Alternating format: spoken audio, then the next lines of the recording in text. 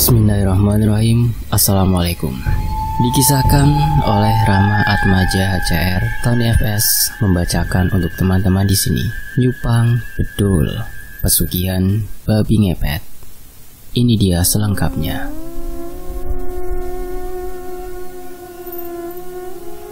Cerita tentang sebuah kejadian yang diceritakan oleh seorang driver. Sebut saja Pak Karim, nama samaran. Beliau bukan sopir asli, tapi hanya bekerja sebagai sopir panggilan dikala ada seseorang yang menginginkan jasanya. Waktu itu, Pak Karim bercerita tentang seorang kakak beradik, sebut saja Warkam dan Kirun, nama samaran juga ya ini ya. Kalau kedua saudara itu adalah orang miskin yang terjerat banyak hutang. Karena hutang yang tak bisa dilunasi, keduanya kerap mendapatkan perlakuan yang kurang baik oleh warga dan bingung akan kehidupan yang mereka alami. Apalagi keduanya sudah mempunyai keluarga. Lalu siapa yang akan melakukan pesugihan? Sang kakak Warkam atau sang adik Kirun? Dan kita masuk ke sudut pandang dari adiknya, yaitu Kirun. Hari itu Kang Warkam datang berkunjung ke rumah, dan pada saat itu juga aku sedang ada di rumah. Terdengar suara ketukan pintu disertai salam. Lalu aku balas salam dan membukakan pintu. "Anak apa, Kang? Apa ana sesuatu sampai teka dadakan kayak kenen?" "Ada apa, Kak? Apa ada sesuatu sampai datang mendadak seperti ini?" tanyaku. "Run, kamu sedang nganggur? Mau ndak kakak ajak kamu main ke suatu tempat?" Kang Warkam balik bertanya. Aku diam untuk beberapa saat, karena merasa heran dengan kedatangan dan heran karena tiba-tiba mengajak ke suatu tempat. "Mau kemana, Kang? Apa ada kerjaan?" tanyaku lagi. "Sudah, ikut saja yuk," pinta Kang Warkam. Aku tertunduk sesaat, memikirkan apa dan kemana. Tetapi aku tak bisa menolak ajakan Kang Warkam dan segera pamit sama anak dan istri. Saat di tengah perjalanan, akhirnya Kang Warkam bercerita tentang maksud dan tujuannya mengajakku. "Run, tahu Bu Ijah?" tanya Kang Warkam. "Tahu, tetangga sampean yang kaya kan, Kang?" ucapku. "Run, kalau pingin kaya, pingin sugih, ya, Kakang dikasih tahu sama dia. Harus datang ke tempat P," jelas Kang Warkam. "Terus di sana ada apa, Kang? Memang ada apanya sampai bisa membuat kaya?" tanyaku dengan nada sedikit tinggi. "Ngepet," jawabnya sambil berbisik. "Ngepet?" tanyaku kaget. "Apa Kakang yakin mau melakukan itu?" tanyaku lagi, meyakinkan. "Memangnya kamu tidak mau apa?" tanya balik Kang Warkam. "Ikut saja dululah," jawabku dengan nada kesal.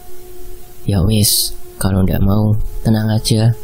Kalau Kakang sugih, kamu juga ikutan seneng," seru Kang Warkam dengan senyuman mengembang. Aku terdiam balas senyum ragu kepadanya, sambil sesekali menganggukkan kepala.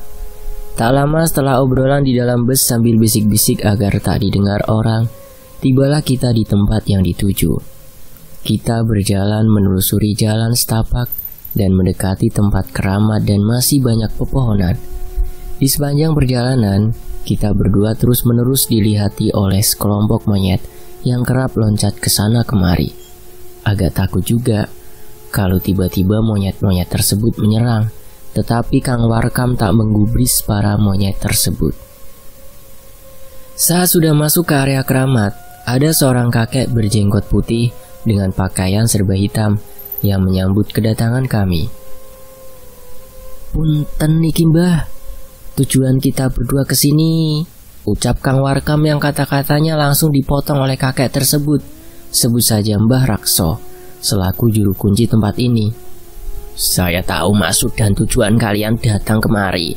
Pakai bahasa Indonesia saja, Mbah tidak mengerti," ucapnya diiringi tertawa. "Kalian mau kaya kan?" ucapnya lagi memejamkan kedua mata sambil menyisir jenggot putihnya dengan jari jemari. Iya mbah, jawab Kang Warkam dengan nada sedikit terbata. Aku hanya diam sambil sesekali melihat area sekeliling dan masih takut kalau ada salah satu monyet akan menyerang. Ayo, ikuti aku, seru Mbah Rakso. Dia memutar badan dan mulai berjalan, dan kami pun berjalan mengekori Mbah Raksa. Tiba di salah satu bangunan yang ada di tempat tersebut, kita pun dipersilahkan untuk masuk. Sampai di dalam, Mbah Raksa pun duduk bersila sambil menyuruh kita duduk. Sedangkan aku sendiri tak hayal memandang dan menelusuri setiap jengkal tempat tersebut. Aku mau tanya, hubungan kalian berdua itu apa? Tanya Mbah Raksa. Teman Mbah, jawab Kang Warkam yang ingin mendahului jawabanku. Aku tak mengerti maksud Kang Warkam mengatakan hal tersebut, dan aku hanya memilih diam. Konon, kalau datang ke tempat tersebut tidak boleh dengan anggota keluarga. Kenapa? Nanti akan dikasih tahu ya. Lalu kedatanganmu? Tanya Mbah mengagetkanku yang tengah melihat-lihat tempat tersebut. Kedatanganku cuma mengantar saja Mbah, jawabku singkat sambil mata masih menelisik ke segala penjuru. Oh ya sudah, kalau begitu kamu tunggu di sini, pinta Mbah Raksa. Iya Mbah, jawabku patuh. Mereka berdua berdiri dan berjalan memasuki sebuah ruangan. Aku yang penasaran bangkit dari tempat duduk di saat keduanya sudah memasuki ruangan tersebut. Di luar ruangan tersebut ada jendela kaca, namun ditutup, dan bagian dalamnya ditutup kain hordeng. Namun, masih ada celah untukku melihat ke dalam ruangan itu dan bisa melihat apa yang mereka lakukan. Aku melihat keduanya duduk berhadapan dengan posisi bersila. Keduanya pun memejamkan matanya. Simbah mulai komat kamit sambil menggerakkan kedua tangannya dengan posisi masih mata tertutup. Ritual pun mulai dilaksanakan. Aku langsung kembali ke tempat duduk karena takut terjadi apa-apa bila ketahuan mengintip ritual yang sedang mereka lakukan. Tak berselang lama, keduanya pun keluar dari ruangan tersebut. Namun aneh, Kang Warkam nampak begitu berbeda. Pandangan matanya kosong dan sesekali menatapku yang sedang duduk. Namun kembali membuang pandangannya dan melihat lurus ke depan dengan tatapan kosong. Benar kamu tidak mau? Tanya Mbah Raksa mengagetkanku yang tengah mengawasi Kang Warkam. Tidak Mbah, memang sedari awal kedatanganku hanya untuk mengantar, jelasku tegas. Ngapain masih duduk? Ayo berdiri dan pulanglah, pinta Mbah Raksa. Aku langsung berdiri dan Kang Warkam langsung berjalan menuju pintu. Sehabis bersalaman, aku menyusulnya dari belakang. Pintu dibuka, Kang Warkam keluar. Saat aku hendak keluar, tiba-tiba Mbah Raksa kembali bertanya. Kalau kamu berubah pikiran, jangan sungkan untuk datang kemari. Aku menjawab dengan anggukan dan menutup pintu. Mbah Raksa tak ikut keluar. Mungkin masih ada suatu hal yang ingin dia lakukan. Di sepanjang perjalanan pulang, Kang Warkam memilih diam. Aku pun tak berani bertanya perihal apa yang telah terjadi. Singkat cerita, sampailah di depan rumahku. Aku membuka pintu sambil berucap, "Ndak mampir dulu, Kang." Kang Warkam hanya diam, tetapi dia tersenyum. Senyuman yang membuatku heran dan langsung berbalik badan, dan dia pun berjalan pulang. Aneh, gumamku dalam hati.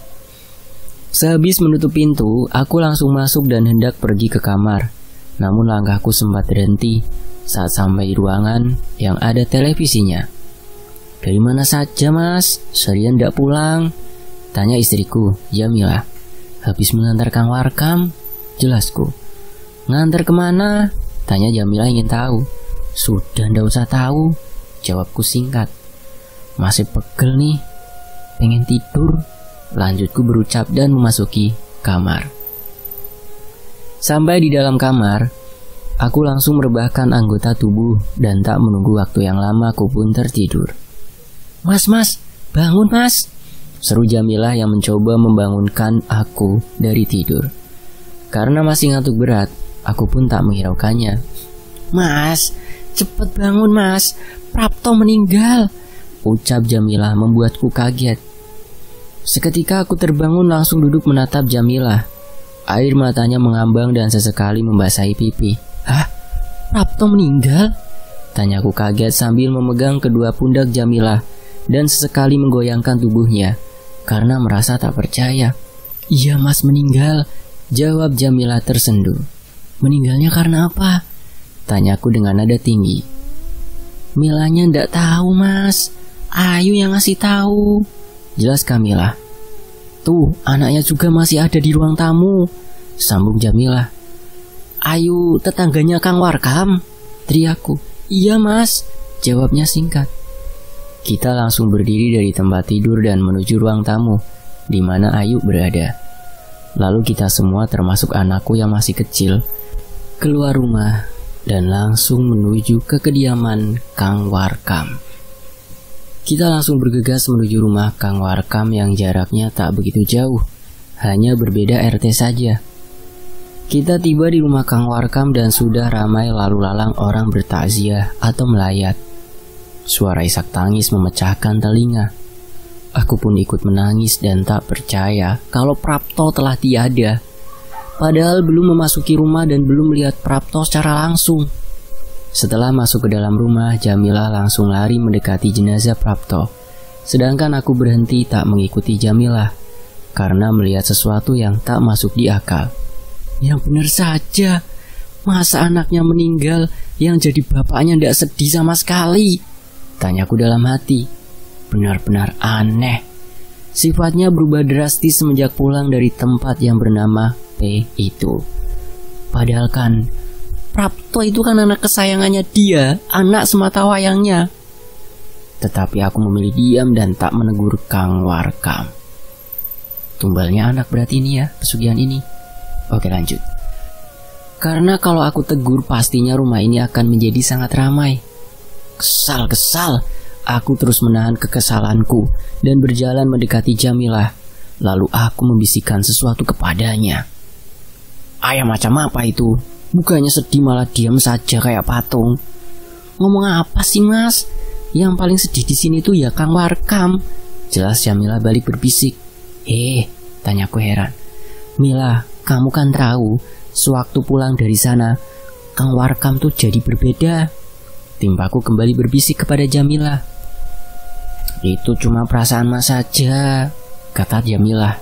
Kang Warkam tidak ada yang aneh kok, lanjut Mila. Jamilah berbisik, meyakinkan. Aku terdiam bingung. Semua bercampur menjadi satu. Siapa yang benar dan siapa yang salah, aku tak tahu. Intinya setelah Kang Warkam keluar dari ruangan itu, aku merasa dia begitu berbeda. Tetapi yang jadi masalahnya, apa yang aku lihat dan orang lain lihat itu berbeda. Karena tak ada yang merasakan keanehan dan keganjilan yang aku rasakan.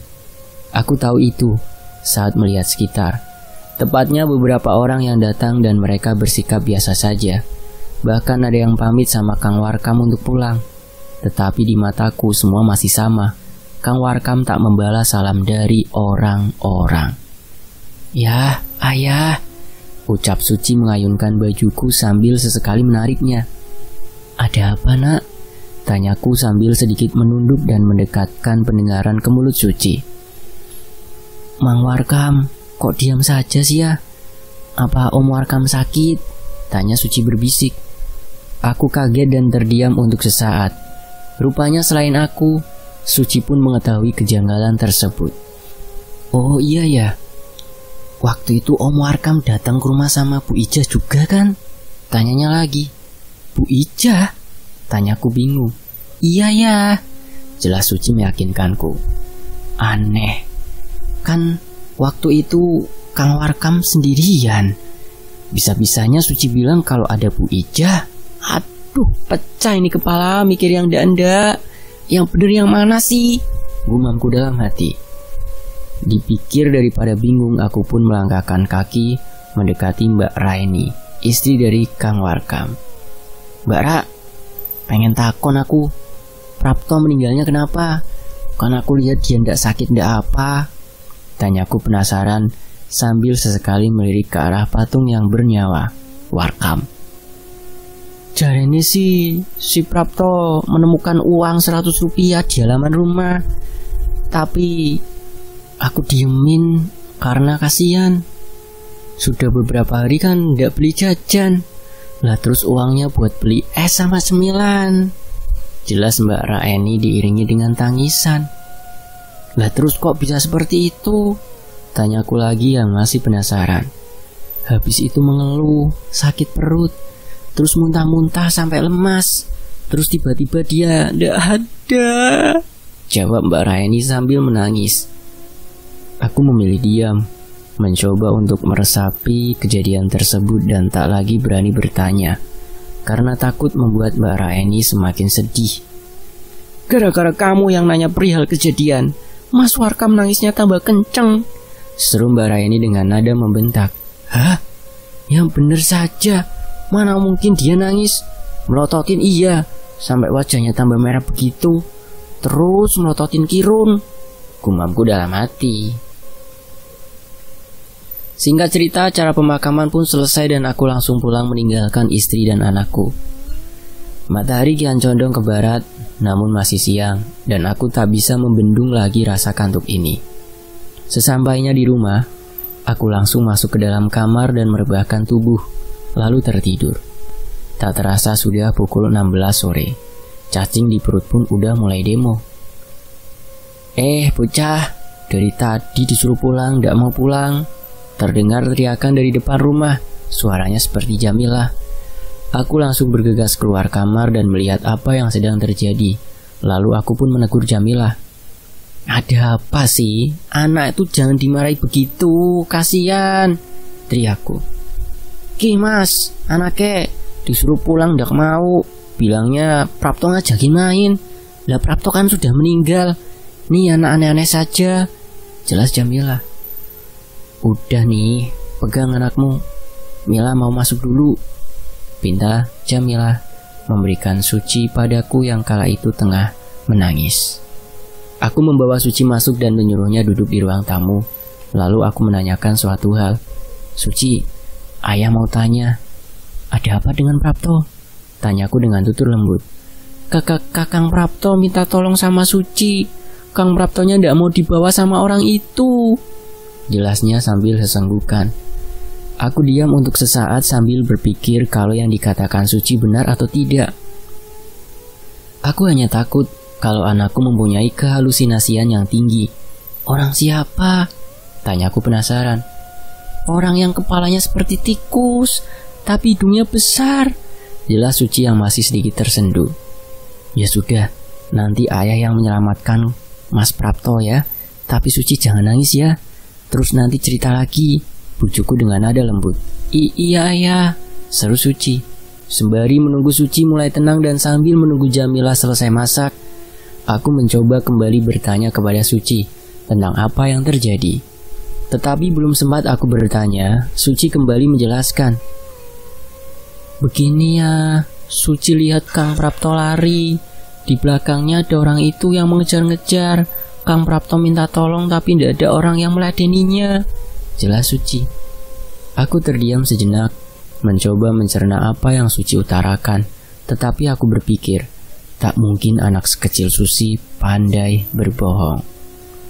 Suci kan bilang sama ibu, tapi ibu diam saja sampai Kang Prapto diseret sama orang itu. Kalau tidak percaya tanya sama Siska, jelas Suci kembali. Siska yang aku tahu adalah teman imajinasi Suci. Dari kecil Suci suka bermain sendiri dan terkadang kerap ngobrol seorang diri.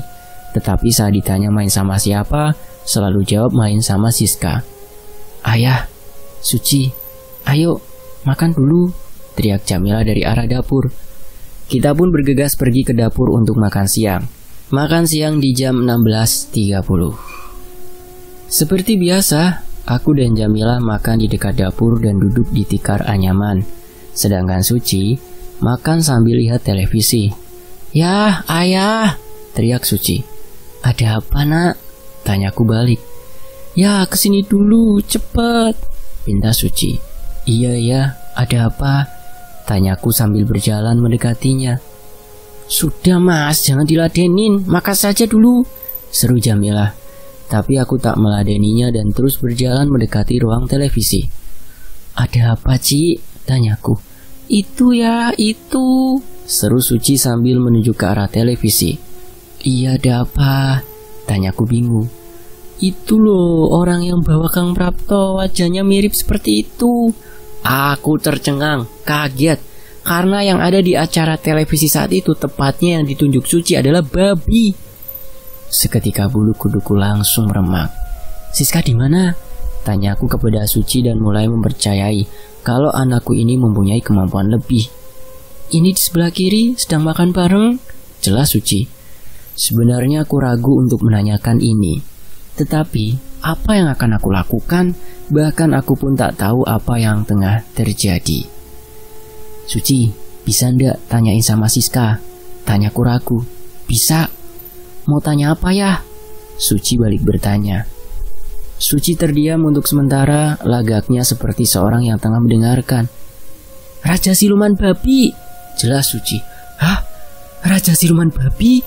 Aku kaget dan balik bertanya. "Iya, kata Siskanya seperti itu," jelas Suci.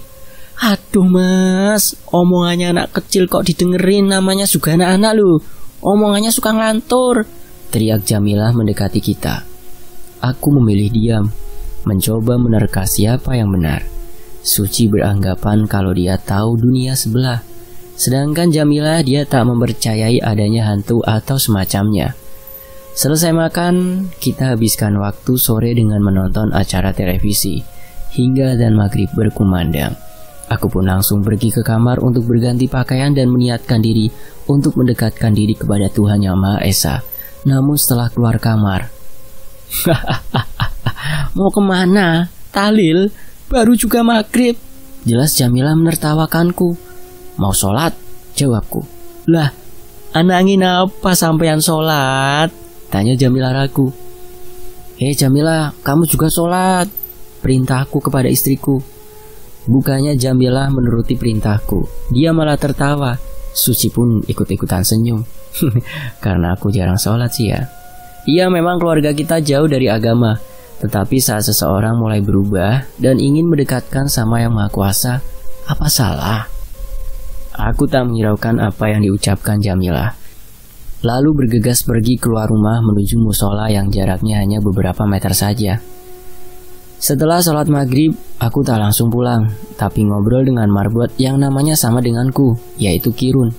Kita ngobrol sampai datang waktu isya. Sehabis sholat isya, aku mewakili Kang Warkam untuk mengajak para jamaah tahlil di rumah dia.